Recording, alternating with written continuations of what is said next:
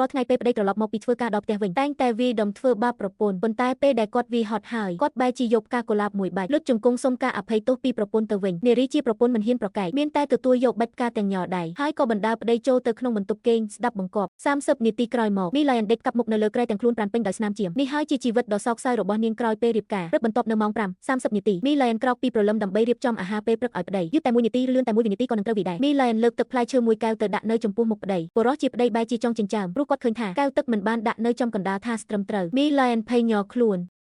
នហើយប្រញាប់សុំទោសជាបន្ទាន់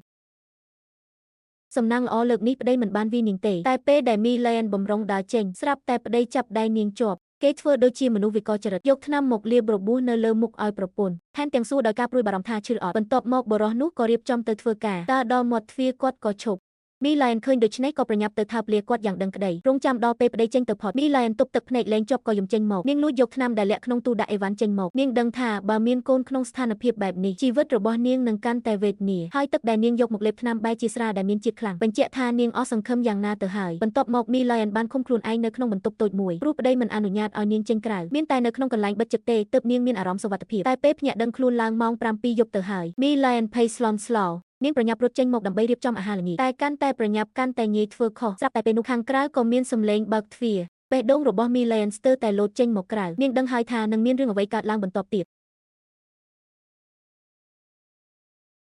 សំឡេងចម្រៀងបុរសនោះគ្រាន់តែលើកដៃបន្តិចមីឡែនភ័យរហូតដល់ថយក្រោយភាពភ័យខ្លាចចំពោះប្តីបានដកជាប់ដល់ឆ្អឹងរលីងរបស់នាងហើយសំណាងល្អលើកនេះគេមិនបានវាយនាងទេតែបានដំឡើងកាមេរ៉ាសុវត្ថិភាពនៅក្នុងផ្ទះវិញធ្វើបែបនេះគេអាចតាមដានគ្រប់សកម្មភាពរបស់នាងគ្រប់ពេលញ៉ាំបាយល្ងាចបុរសជាប្តីបានលើកឡើងពីរឿងមីឡែនរលូតកូនគេថាបើកាលនោះមីឡែនប្រាប់គេលឿនជាងនេះគេក៏មិនរ៉ាដៃធ្ងន់បែបនេះដែរពេលញ៉ាំបាយរួចបុរសនោះចាប់ផ្ដើមឆែកទូរស័ព្ទប្រពន្ធបន្ទាប់ពីមិនឃើញមានអ្វីខុសប្រក្រតីគេក៏ឲ្យខ្សែកដ៏ស្រស់ស្អាតមួយទៅប្រពន្ធថែមទាំងសួរថាល្អមើលទេមីឡែនមិនហ៊ានធ្វេសប្រហែសបានត្រឹមតែញឹមទទួលយកពេលនាងបើកទូដាក់អីវ៉ាន់ខាងក្នុងមានគ្រឿងអលង្ការរាប់រយតម្រៀបគ្នាគ្រឿងអលង្ការនីមួយគឺតំណាងឲ្យការប្រើអំពើហិង្សាមួយលើកតាមពិតមីឡែនក៏ធ្លាប់គិតចង់ទៅប្តឹងប៉ូលីសដែរតែចៃដន្យឲ្យបានជួបនឹងប្អូនស្រីរបស់ប្តីព្រោះនាងក៏ជាប៉ូលីសដែរនាងសួរដោយការភ្ញាក់ផ្អើលសួរថាមីឡែនមកទីនេះធ្វើអីមីឡែនខ្លាចរឿងបែកការក៏ប្រុងប្រញាប់ចាក់ចេញពីទីនោះលទ្ធផលគឺដោយសារតែភ័យពេកឯកសារក៏ធ្លាក់រាយប៉ាយពេញដីឃើញនាងភ័យស្លន់ស្លោបែបនេះលូស៊េនាងរើសឯកសារដែលធ្លាក់លើដីមើលឃើញថាជាឯកសារប្តឹងពីអំពើហិង្សាក្នុងគ្រួសារដឹងថាមានរឿងមិនស្រួលនាងក៏រត់តាមទៅភ្លាមសំឡេងចម្រៀងគឺលូស៊េនាងនិយាយថាការប្តឹងប៉ូលីសរឿងហិង្សាក្នុងគ្រួសារ99គឺប៉ូលីសពិបាកនឹងចាត់ការណាស់ចុងក្រោយនឹងណែនាំឲ្យសម្របសម្រួលគ្នាជាឯកជនពាក្យព្រមានរបស់ភាគីម្ខាងទៀតច្បាស់ណាស់មីឡែនក៏អស់សង្ឃឹមទាំងស្រុងចាប់ពីពេលនោះមកនៅក្នុងថ្ងៃបន្តបន្ទាប់មីឡែនធ្វើអ្វីក៏កាន់តែប្រយ័ត្នប្រយែងជាងមុនខ្លាចក្រែងធ្វើឲ្យប្តីខឹងតែថ្ងៃនេះប្តីបើកទូទឹកកកបែរជាឃើញថាក្នុងផ្ទះគ្មានគីមឈីដែលគេចូលចិត្តបំផុតគេក៏ខឹងឆេវឆាវភ្លាមថ្ងៃបន្ទាប់មុខរបស់មីឡែនក៏មានស្នាមរបួសថ្មីទៀតនាងរស់នៅក្នុងជីវិតដែលវេទនាជាងស្លាប់ទៅទៀតថ្ងៃនេះពេលនាងកំពុងរៀបចំអាហារថ្ងៃត្រង់ទូរស័ព្ទស្រាប់តែរោទឡើងឃើញថាជាមិត្តភក្តិសិនហៅមកនាងជ្រើសរើសមិនទទួលព្រោះនាងមិនចង់ឲ្យអ្នកណាដឹងពីស្ថានភាពដ៏យ៉ាប់យ៉ឺនរបស់ខ្លួននឹកស្មានមិនដល់ថា1វិនាទីក្រោយមកកណ្ដឹងទ្វារក៏រត់ឃើញមិត្តភក្តិឈរនៅខាងក្រៅមីឡែនពិតជាគ្មានភាពក្លាហានទៅជួបមុខគេទេដូច្នេះមានតែធ្វើពុតជាគ្មានមនុស្សនៅផ្ទះតែរងចាំដល់2ម៉ោងក្រោយពេលនាងចេញទៅយកអីវ៉ាន់ផ្ញើឃើញថាមិត្តភក្តិនៅតែឈរនៅខាងក្រៅដដែលឃើញមីឡែនមានស្នាមរបួសពេញមុខហានឆៃអិនសួរថាតើប្តីជាអ្នកវីមែនទេនិយាយបណ្ដារកទៅទូទាត់បញ្ជីជាមួយគេបណ្ដាប៉ុន្តែក្នុងបន្ទប់សុទ្ធតែមានកាមេរ៉ាសុវត្ថិភាពមីឡែនខ្លាចប្តីដឹងក៏ប្រញាប់ទាញមិត្តភក្តិចូលទៅក្នុងបន្ទប់តូចឃើញនាងរស់នៅវេទនាបែបនេះហានឆៃអិនភ្ញាក់ផ្អើលយ៉ាងខ្លាំងសួរនាងថាចាប់ផ្ដើមតាំងពីពេលណាមីឡែនមួយពេលនោះមិនដឹងត្រូវឆ្លើយយ៉ាងម៉េចនាងប្រាប់មិត្តភក្តិកុំឲ្យចេះដឹងបើមិនដូច្នោះទេច្បាស់ជាមានរឿងធំមិនខានតែហានឆៃអិនធ្វើម៉េចនឹងអាចឈរមើលនឹងភ្នែកបានយប់ឡើងពេលប្តីមកដល់ផ្ទះក៏ចាប់ផ្ដើមមើលឆ្វេងមើលស្ដាំក្នុងបន្ទប់ហាក់ដូចជាកំពុងរកមើលអ្វីម្យ៉ាងមីឡែននៅក្បែរនោះមិនហ៊ានដកដង្ហើមខ្លាំងទេរហូតតតែប្តីដេកលក់ស្កប់ស្កល់ទើបនាងលួចចុះពីលើគ្រែថ្នមហើយទៅពួនក្នុងបន្ទប់តូចផ្ញើសារទៅមិត្តភក្តិ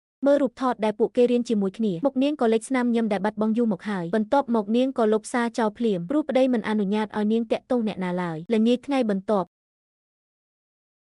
បុរសជាប្តីនាំមីឡែនទៅចូលរួមពិព័រណ៍គំនូរនេះជាកម្មវិធីដែលប្រធានក្រុមហ៊ុន Five Star រៀបចំឡើងដោយសារតែប្តីមានការពឹងពាក់គេទ ទើបធ្វើពុតជាប្តីប្រពន្ធស្រឡាញ់គ្នាដើម្បីសាងកេរ្តិ៍ឈ្មោះល្អរបស់ខ្លួនតែក្នុងពេលដែលប្តីកំពុងនិយាយជំនួញជាមួយគេមីឡែនបែរជាឈប់ផឹកស្រាតែម្នាក់ឯងហើយផឹកមួយកែវហើយមួយកែវទៀត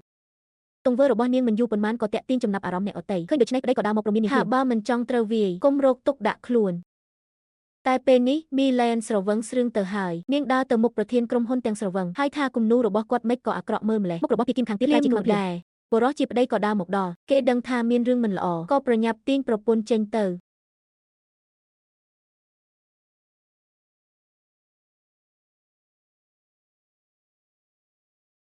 ពាក្យសម្ដីរបស់មីឡែនធ្វើឲ្យប្រធានក្រុមហ៊ុនអាម៉ាស់មុខកណ្ដាលចំណោមគេបុរសជាប្តីដឹងថាបង្កបញ្ហាធំហើយក៏ប្រញាប់សុំទោសគេមិនឈប់រួចក៏អូសប្រពន្ធត្រៀមចាក់ចេញនឹកស្មានមិនដល់ថាបន្ទាប់មក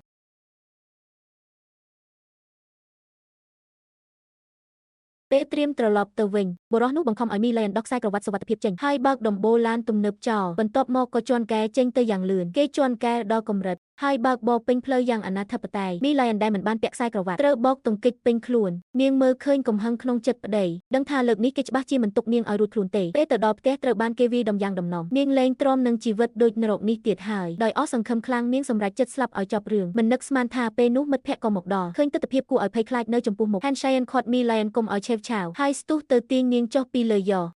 មីឡែនថានាងមិនចង់ស្លាប់ក្នុងដៃប្តីទេ Hansayan ថាអ្នកដែលគួរឈិតគឺអាថោកទាបនោះហេតុអីត្រូវជាឯងទៅវិញ